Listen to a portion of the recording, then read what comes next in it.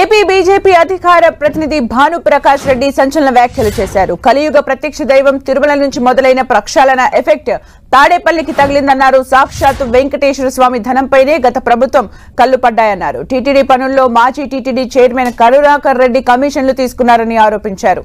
టీటీడీని రాజకీయ పునరావాస కేంద్రంగా మార్చేశారని అన్నారు. తిరుమలలో గత 5 ఏళ్లలో జరిగిన అవినీతిపై ఎంక్వైరీ చేయాలని డిమాండ్ చేశారు.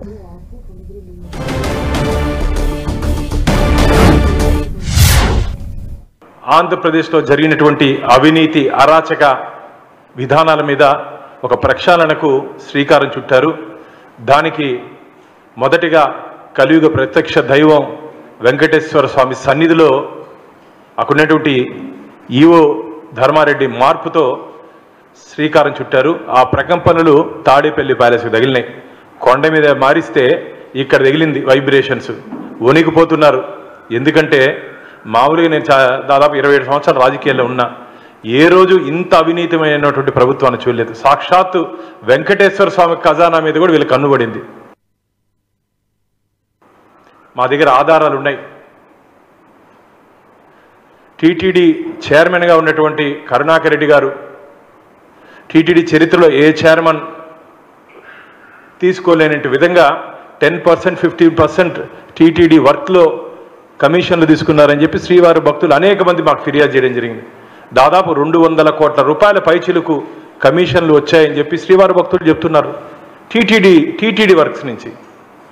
అలాంటి వారిని ఎలా నియమిస్తారు జగన్మోహన్ రెడ్డి గారు మీరు? అంతేకాకుండా అక్కడ ధర్మారెడ్డి గారు ఈవో, ఒక కస్టోడియన్గా ఒక కాపలాదారుడుగా ఉండాల్సినటువంటి ధర్మారెడ్డి గారు పూర్తిగా సహాయ సహకారాలు అందిస్తూ తిరుమలని ఒక రాజకీయ పునరావాస కేంద్రంగా మార్చేశారు. అది వైసీపీ కార్యాలయం అయిపోయింది.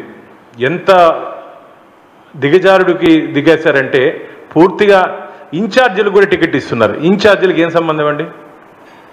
ఇన్ఛార్జ్ అంటే వాళ్ళ నియోజకవర్గ ఇన్ఛార్జీలు కూడా టికెట్లు, కోటాలు. నీళ్ల బాటల్లో కూడా కొండ మీద మీరు కానీ ఎప్పుడు వస్తే గాజు బాటలు ఉంటుంది, గాజు బాటలు నీళ్ళు ఉంటుంది.